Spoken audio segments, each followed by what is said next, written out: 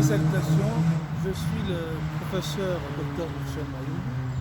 Je suis spécialiste en sécurité du territoire national, spécialiste en contre-terrorisme. Je suis aussi spécialiste en intelligence et puis spécialiste en guerre civile. J'ai fait la plupart de mes études à American Military University, ici aux États-Unis d'Amérique. Je voudrais parler un peu du problème du Congo. Le Congo, c'est mon pays d'origine, a un sérieux problème. Le Congo ne peut pas progresser tant que les Congolais eux-mêmes ne redressent pas d'abord le problème de l'intelligence. Le problème de l'intelligence, c'est-à-dire la sécurité du territoire qui est lié au renseignement, espionnage et les contre-espionnages. C'est ça la clé pour libérer le Congo.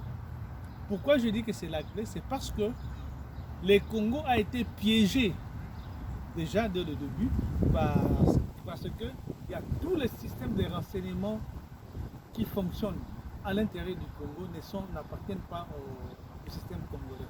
Ce sont des étrangers qui mènent le système de renseignement. Or, un pays qui n'a pas un système de renseignement, c'est un pays qui est exposé, qui est volé, tous les renseignements sont dehors, etc. Donc, pour essayer de libérer le Congo, il faudra que les opposants, ou bien ceux qui sont au pouvoir actuellement, qui sont déjà qui sont de mèche même avec les services de renseignement extérieurs, pour asseoir le pouvoir extérieur, il faudra que l'opposition puisse créer son propre système de renseignement à partir de l'intérieur du pays, avec le peuple, et à l'extérieur, avec ceux qui militent pour libérer le Congo. Si le système de renseignement n'est pas libéré, n'est pas mis en place, on ne peut pas libérer le Congo. On peut mettre n'importe quel président de la République, s'il ne commence pas par chercher de voies et moyens à consolider le système de renseignement, donc il n'y aura rien. Et puis, de la façon où le renseignement au Congo a été conçu, c'est pour consolider les pouvoirs d'un dictateur. Cela a commencé avec Mobutu, avec les Belges, avec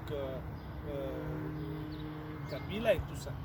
Donc il faut un connaisseur, il faut un consensus pour créer un système de renseignement qui soit un système qui sauve le pays, un système qui protège et sécurise la population.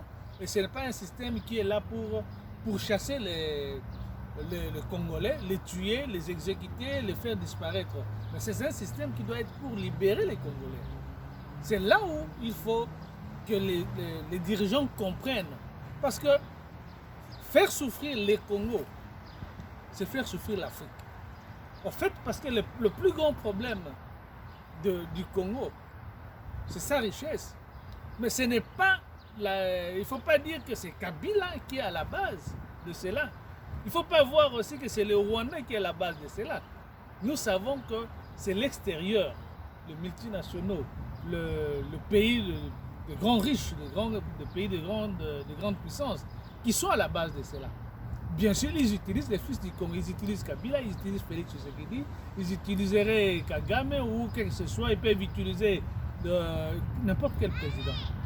Même si on mettait Fayoulou, le président Fayoulou, même si on mettait le Monseigneur Mosengo, même si on mettait qui que ce soit, il serait difficile si ceux-ci ne comprennent pas et réagissent et ils entrent avec les systèmes de renseignement. Parce que les grandes puissances ne vont pas laisser les Congos libres pour travailler parce que c'est un pays qui peut se libérer s'il est pris au sérieux par ses propres fils.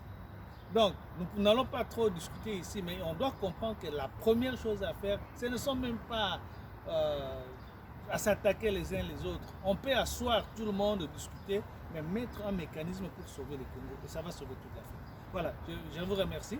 C'est la seule chose que je peux dire pour l'instant. Mais il y a des mécanismes pour lesquels on nous promet pour libérer le Congo. Voilà, merci.